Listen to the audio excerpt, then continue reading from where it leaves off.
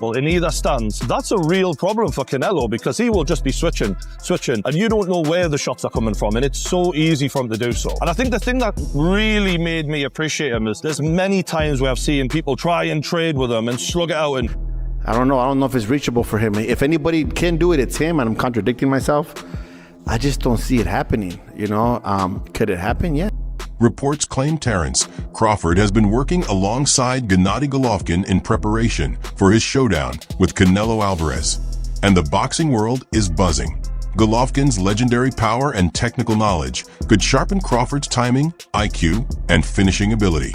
If true, this partnership might give Bud the exact edge he needs heading into the biggest test of his career.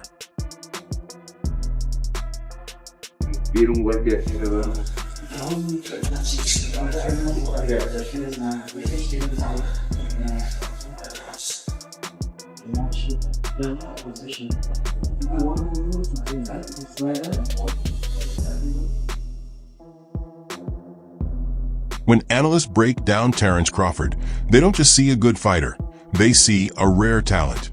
His speed, timing, and ability to read opponents in real time set him apart. Crawford can switch stances mid-fight, adjust instantly, and outthink almost anyone across the ring. His fight IQ is often called genius level because he doesn't just win with power. He dismantles opponents with precision. That adaptability and awareness are why so many believe Crawford isn't just great, he's special.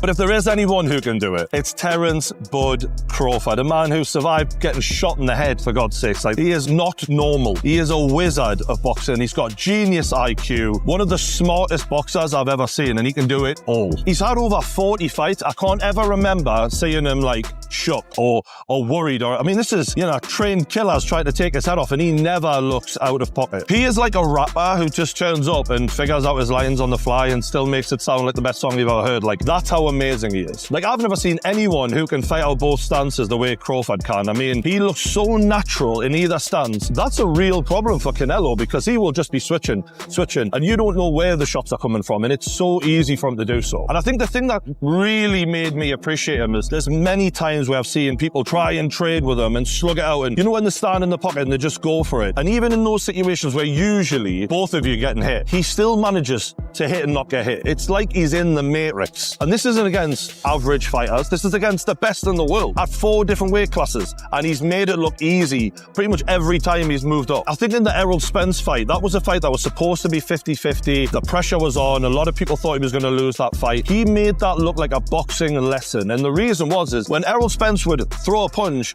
and not get out of the pocket quick enough, he would make them pay every single time. And if people are worried about Canelo's feet being slow, if there's anyone who can punish that, it's Terence Bud Crawford. In terms of weaknesses, these guys, they don't really have weaknesses. They've just got things that they maybe not as amazing at. That's the level we're talking here. Canelo has been accused of being a bit of a slow starter, and that could be a problem.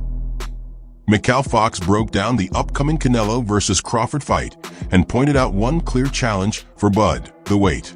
Moving up to face a naturally bigger, stronger fighter like Canelo means Crawford has to deal with physical pressure he's never faced before. But here's the catch. Aside from that, Fox believes Crawford holds the edge in nearly every department. His footwork creates angles that frustrate pressure fighters.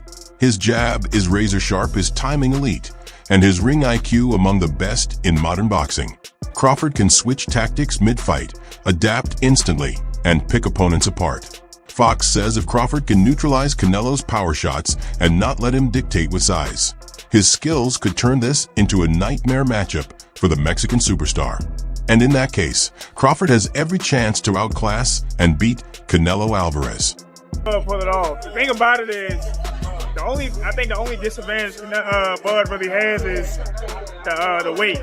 I think he has all the skills and attributes that are required to beat a guy like Canelo Alvarez. Canelo's kind of flat-footed. You've seen the fights with Bivol and Laura and even School, who didn't do much, but you see that movement irritates Canelo. You know what I'm saying? When dudes that know how to control the range and stuff like that, he didn't look like the world beater. You know what I mean? The motherfucker that sat in front of him, them dudes that sat in front of him, we see what he did with him. You know what I mean? But guys like Bivol, who was bigger, but he bouncing in and out. Laura, motherfucking landing counter lefts, and he's circling out. And that shit was, you know, fucking with Canelo. Floyd, you know, it probably killed Canelo that Floyd was always only an inch away. Yep. Just a little step back, you know what I'm saying? And he's like, God damn, I feel like I missed by a mile. That's crazy because he didn't use no movement. Right. He stood in the pocket on it. Right. Yeah. I mean, Triple G was. You said G? Triple G? No. I said Floyd didn't use no movement. Yeah. Oh yeah. No. Yeah. He was always where he needed to be in the ring. He was always where he needed to be in the ring. I'm in there to land, then I'm just right here. In there to land, but now I'm right here. It was a bad motherfucker, Joe. Like that's what Floyd never gotta understand. Floyd was a bad motherfucker. But the movement, having good feet under you, helps against. When new training photos of Terence Crawford surfaced online, the boxing world reacted with both curiosity and skepticism. The images showed Crawford in peak condition, his physique sharper and more muscular than ever before. But almost immediately, questions started flying. Were the photos real, or were they touched up to intimidate Canelo Alvarez ahead of their clash?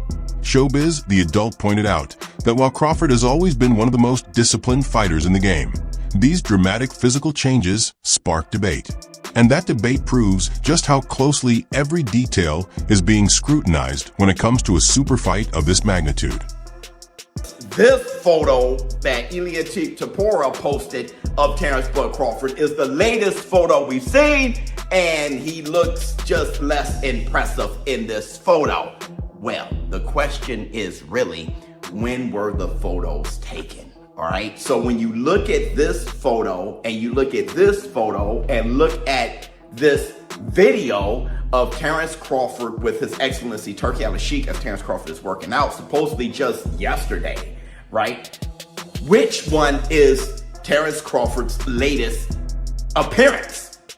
Because even though this is the latest photo you've seen, doesn't mean this is when the photo was taken. The only reason why people are confused is because this latest photo seems to have been taken in Vegas. And we're approaching fight week and Terence Crawford is already in Vegas. Hence the video with him, with His Excellency Turki Al-Sheikh in Vegas. Now, let me explain all of this. Well, first you gotta look at the hairstyles, right? Terence Crawford in this photo from Ilia Topuria, his hairstyle is totally different than this hairstyle here with Terence Crawford shredded wheat.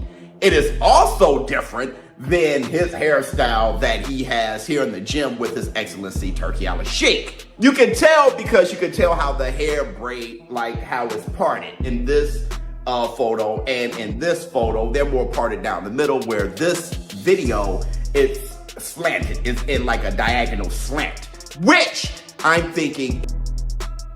Adam Smith broke down exactly why he favors Terence Crawford over Canelo Alvarez. And for him, it all comes down to timing. Boxing isn't just about skill, it's about when fighters meet in their careers. Smith pointed out that Canelo has been through years of brutal wars with elite opponents, and the wear and tear is starting to show. He's still world-class, but the speed, explosiveness, and razor sharpness that once defined him just aren't the same that on the other hand. Terence Crawford is walking into his peak. He's undefeated, motivated, and fighting with the hunger of a man still eager to prove he belongs among the all-time greats. Smith argues that Crawford's timing couldn't be better. He's catching Canelo at a stage where his edge has dulled ever so slightly. For Smith, that makes this the perfect moment for Crawford to rise, seize the spotlight, and solidify his greatness. His coming out party, I'd love to be there, and Canelo, of course, an all-time great. Yeah, but listen, I love Ireland, and I'm pleased to be in Belfast with DAZN for Crocker and Donovan. There's something about an all-Irish fight which is fantastic, and it was great and controversial first time around. It's even bigger now, so yeah, let's chat over there and get on with it. Just a quick one on Canelo Crawford. I heard you pick Crawford. You just said it there. How much of that is down to timing and how much of that is down to styles? A bit of both. I think Canelo is approaching 70 fights. He's been beaten before. Crawford remains undefeated. I think that the jump up is big, but I think he's got the speed, the IQ, the experience, the know-how to be able to handle it. If he's switched on for every minute of every round, I think he wins, and I think he announces himself to the world on Netflix. And I think he deserves it. I think Terence Crawford's only been really known to the trade fans. Canelo, obviously, a bigger name, bigger star. And look, I fancy Crawford in this fight. Look, nothing against Canelo. Maybe it's a little bit of time in the skull fight. I don't know, but there's plenty that fancy Canelo be too big, too. On Talk Sport Boxing, the debate around Canelo Alvarez versus Terence Crawford got heated. Some pundits went as far as to predict that if Crawford loses badly, it could be the last time we see him at boxing's highest level. One side argued that Canelo's natural size, strength, and relentless pressure would simply be too much. The other side countered that Crawford's precision, adaptability, and elite ring IQ could flip the script and expose Canelo's flaws. The split mirrored the wider boxing world. Half convinced Canelo's power will crush Crawford, half believing Crawford's skill will shine through. But the most striking takeaway was that dramatic warning. A decisive loss might not just cost Crawford the fight, but his seat at the table in boxing's biggest events. That's how high the stakes are heading into this showdown. Presence in marquee fights, showing just how high the stakes are for this event. So yeah, there's a big argument that Canelo Alvarez starts the favourite going into this one because he's the super middleweight world champion. Bud Crawford jumping up to two weight divisions, and he's jumped up a weight division before that as well, beating Errol Spence. You just look at it and go, it's a massive ask here for Terence Crawford. But something inside me tells me he wins, and we'll get into that later on. Well, we'll talk about that in a minute, but in the meantime, Canelo, as ever, has left no stone unturned. He's been training at altitude in Sierra Nevada, looking to get the maximum body stamina and preparation advantage. It's something that he's used to, and of course he's going to effectively be the home fighter because Tex-Mexers will be up in their numbers from Texas, also Hispanic fans from all around the United States. The fight is being made on Mexican Independence Day. I don't think you have to be a great crystal ball gazer to know where the bulk of the crowd is going to be rooting when they step out inside those ropes and their names are bellowed out by the ringside announcer afterwards. Listen, even though the fight happens in America and Terence Crawford is American, it is going to be so pro-Mexican there, because Canelo is accepted. He's like an adopted son there, and Mexican Independence Day, all of that goes so much in favour of Canelo Alvarez. You go, actually, the guy that's a four-division world champion and a superstar of the sport and American will start probably the fan favourite will definitely be Canelo Alvarez. Yeah, definitely. And he's been training with somebody, sparring with a man who he thinks replicates Crawford's style.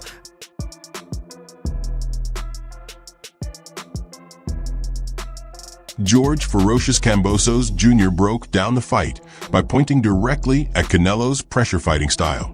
He explained that Canelo is at his most dangerous when he's walking opponents down, cutting off the ring, and unleashing heavy, accurate combinations.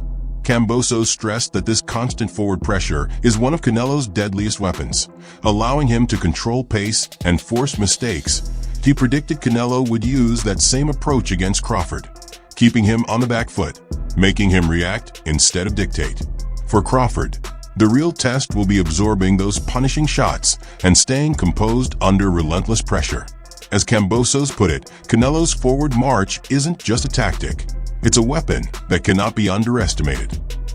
He's seasoned at fighting a super middleweight. He's fought as high as light heavyweight, as we know. So he is accustomed to the bigger punches, the bigger shots. I don't think Crawford can really land anything that's going to trouble a guy like Canelo Alvarez.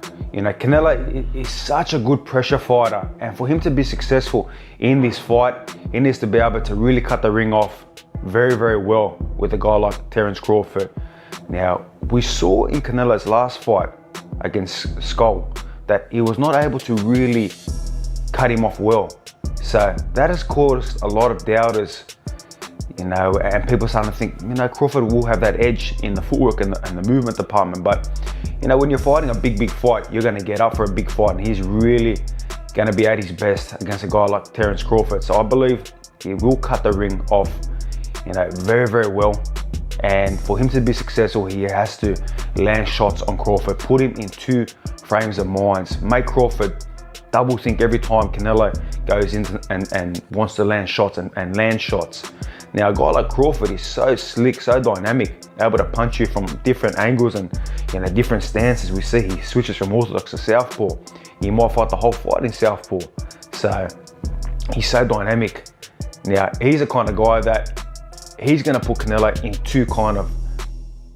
Some analysts point back to Terence Crawford's performance against Israil Madrimov, noting that he didn't look entirely comfortable at the higher weight.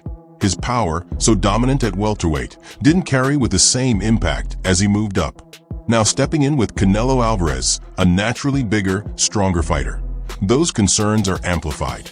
Critics argue that if Crawford struggled to impose himself at 154, the jump to face Canelo could strip him of his usual advantages. For them, the risk is clear. Size and strength may neutralize Crawford's brilliance, turning this into the most dangerous gamble of his career. But a lot of people feel Crawford actually lost that fight. So we've got Crawford who's coming in off the back of, well, his previous 2 fights. One of them was brilliant performance.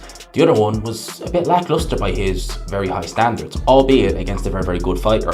But you could see in that fight that the size of Israil Madrimov, bear in mind, 154 pounds, Israil Madrimov still fights at 154 pounds. This is super middleweight, 2 divisions more. And we've seen Canelo when he's brought someone up from 154 who was a decent size 154 pounder in Charlo. Crawford's not going to do what Charlo did. Charlo fought like, you know, someone who was completely scared out of his mind and just didn't want to knew he wasn't going to win, but didn't want to get stopped. That was really the look we were getting from Charlo.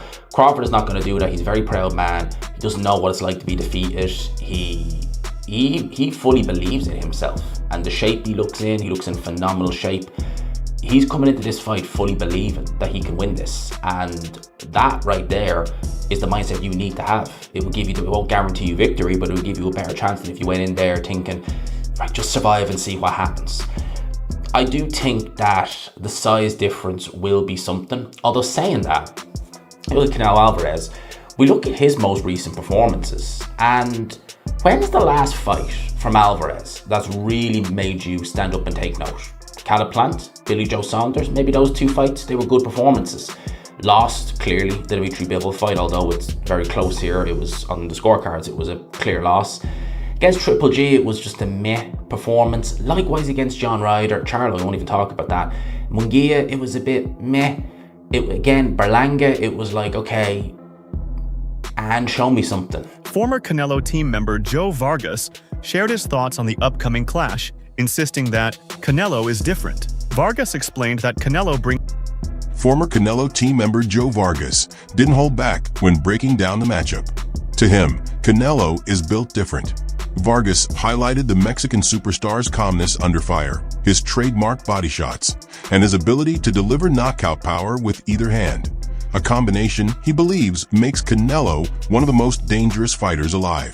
He stressed that Crawford has never shared the ring with someone like this, a fighter who blends raw power with defensive sharpness. In Vargas's eyes, Crawford's skill and IQ are undeniable, but facing Canelo is a whole new experience. For him, this fight is about Canelo reminding the world why he's still one of boxing's most complete and feared champions. 8 fighters in the sport. This is the first time I pick it. I'm going to go with Canelo on this one. Why is that? They're both great at what they do. I'm going against Maggie. I heard everything she said right now. She's right on the money on all that stuff, but Crawford has done a lot of great things at a smaller weight. You know, that jump is I don't know if it's reachable for him. If anybody can do it, it's him, and I'm contradicting myself. I just don't see it happening, you know. Could it happen? Yeah, it's boxing. But I just think Canelo's too good at the little things and what's Crawford's game plan gonna be, you know? That's what's gonna define the fight to me. Do you think Canelo knocks him out? No, but I think, if that's the only way I think he's gonna win. I think he wants to make a statement. I was going back and forth about Canelo, like everybody talks about like For example, when Berlanga fought Shiraz, did I say it right? Shiraz? Berlanga was engaging with Shiraz. He wasn't engaging with Canelo much, you know? Same thing with Ryder. He didn't engage with Canelo. Munguia did. And it's like, you fight people different. Crawford's not gonna fight him the same way he's fought everybody else. Yeah, he's gonna make great adjustments. He's gonna do some great things. It's not the same till you get hit by Canelo. You know, one time, I remember the first time Ulises Sierra sparred with